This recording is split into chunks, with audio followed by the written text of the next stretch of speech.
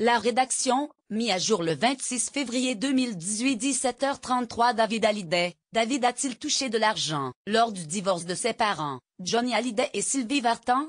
Si le Point NAS eut accès à un document qui semble prouver que oui, Sylvie Vartan nuance ses révélations, mis à jour le 26 février 2018 à 17h33, alors que la polémique concernant le testament de Johnny Hallyday reste vive. Certaines informations révèlent que David aurait déjà touché une partie de l'héritage de son père de son vivant. Le Point a eu accès au jugement de divorce entre Johnny et Sylvie Vartan, la mère de David, et d'après le document exhumé, ce dernier aurait déjà reçu de l'argent de la part de son père. Selon le journal, David aurait reçu 50% de la maison familiale que Johnny et Sylvie Vartan possédaient, située dans la villa Montmorency.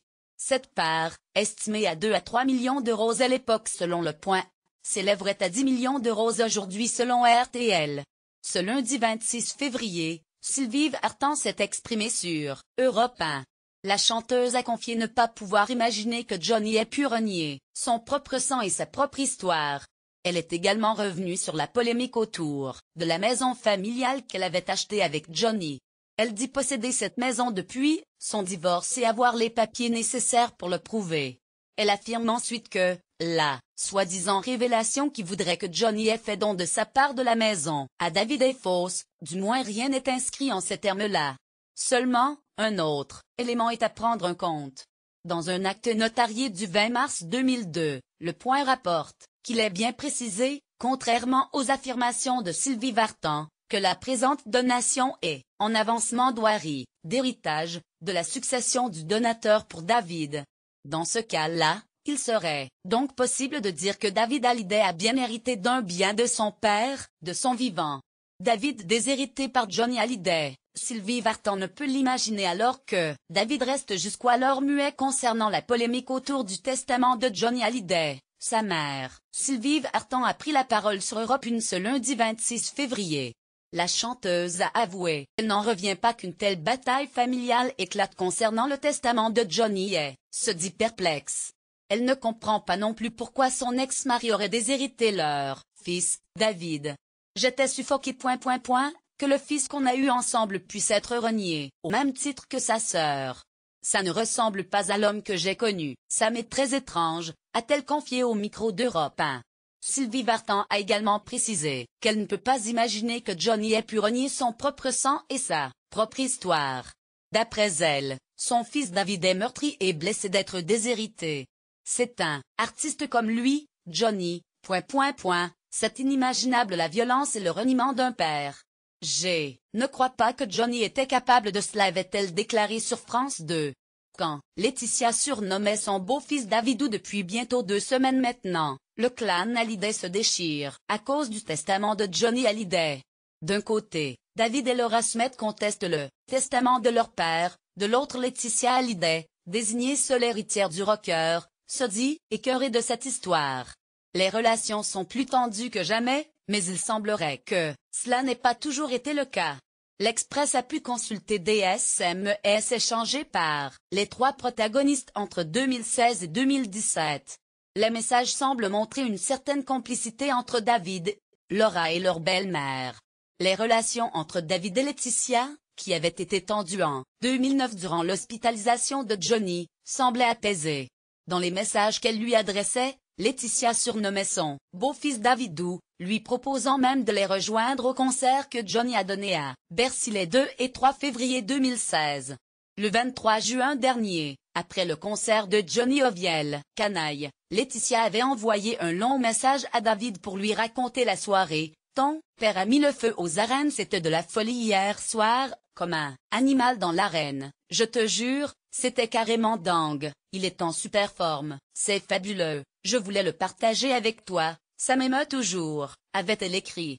Quant à Laura, sa belle-mère lui donnait également des surnoms affectueux tels que ma chérie ou bien ma Laura. Des années plus tôt, en 2009, la famille recomposée de Johnny entretenait de bonnes relations. C'était l'époque où Sylvie Vartan et Laetitia, les premières et dernières femmes de la star, s'entendaient si bien qu'elles s'offraient des cadeaux touchants, partaient en vacances ensemble, rapporte Gala. Laetitia Hallyday s'était même confiée au magazine sur la parfaite entente qu'il y avait entre David et elle. Il m'a toujours accepté, à la fois comme la femme de son père et comme une sœur. Il a toujours été là dans les moments où ça n'allait pas bien pour moi, toujours présent, toujours fidèle. On est très proches l'un de l'autre, il n'y a pas un jour où l'on se ne parle pas avec elle, affirmait à l'époque. Ce que David Hallyday demande à Laetitia, ce qu'elle lui répond David et Laura Smith ont contesté le testament de leur père, Johnny Hallyday, et ont également demandé à Laetitia Hallyday un droit de regard sur l'album posthume du rocker. France Info explique que David et Laura ont saisi le président du tribunal de grande instance de Nanterre, afin de se voir autorisé à prendre des mesures conservatoires et notamment de se voir communiquer, sous 48 heures le projet d'album. Toujours selon France Info, Laura Smith aurait affirmé que Laetitia lui a sèchement opposé une fin de non-recevoir à sa demande de communication amiable, s'inscrivant dans le cadre de relations familiales normales, de ce projet d'album finalisé dont elle ne sait que très peu de choses. Il semblerait que les deux enfants aînés de Johnny aient fait cette demande le 7 février et que Laetitia y ait répondu 5 jours plus tard. Le Point a révélé ce 22 février la réponse de la veuve du taulier et le ton est sec et le vouvoiement de rigueur, rapporte le journal. Voici ce qu'elle a écrit. Laura, David, c'est avec beaucoup de surprise que j'accuse réception de votre lettre. Cette requête, assortie d'un délai de 48 heures pour s'exécuter, prend le ton d'une mise en demeure. Je n'entends pas accéder à cette injonction qui n'est pas fondée, a-t-elle lancé, avant d'ajouter. L'intégralité des droits d'auteur et d'artiste-interprète de mon époux m'ont été dévolus au terme de ses dernières volontés. Il m'appartient donc seul de faire respecter le droit moral de mon époux.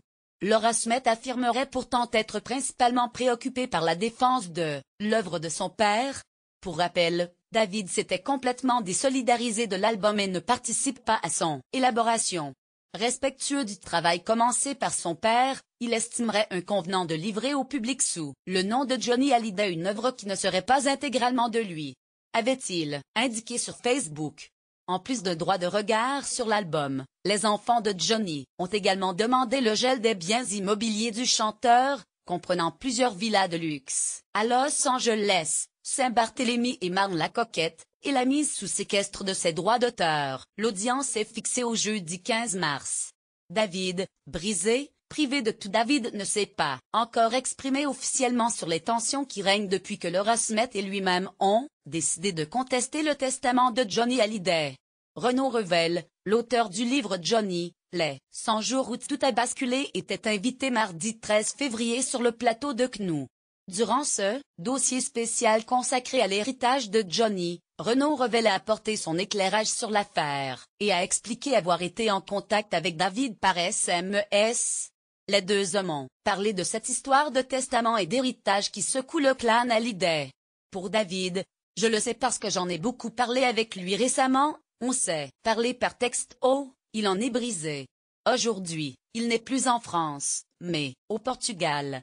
Il est très affecté. En même temps, je vais vous dire, je pense qu'il est perdu parce qu'il a pris un grand coup sur la tête. Ce qu'il s'est passé là pour lui est épouvantable.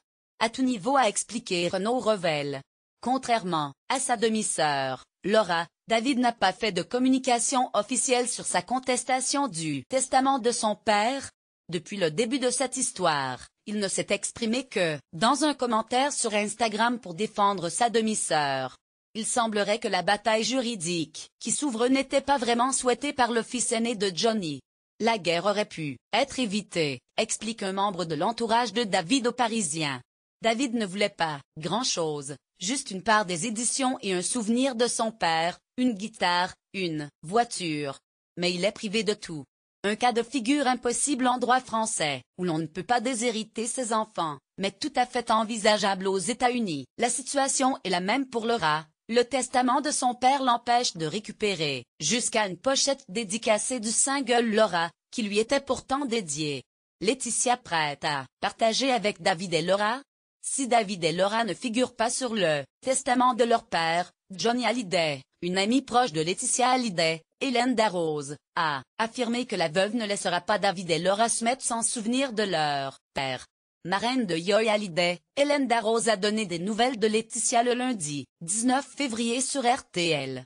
Après avoir fait savoir que Laetitia est affectée par le manque de son mari, elle a évoqué la polémique autour du testament de Johnny et a pris le parti de son amie. Hélène Darroze, grande confidente de Laetitia selon Gala, a laissé entendre que cette dernière pourrait partager une partie de l'héritage de Johnny avec David et Laura. Je connais assez bien mon ami pour dire que c'est évident qu'il y aura, à un moment donné, un partage. Moi, c'est un mot que je n'aime pas trop. Qu'il y aura un don de choses très symboliques, a-t-elle expliqué.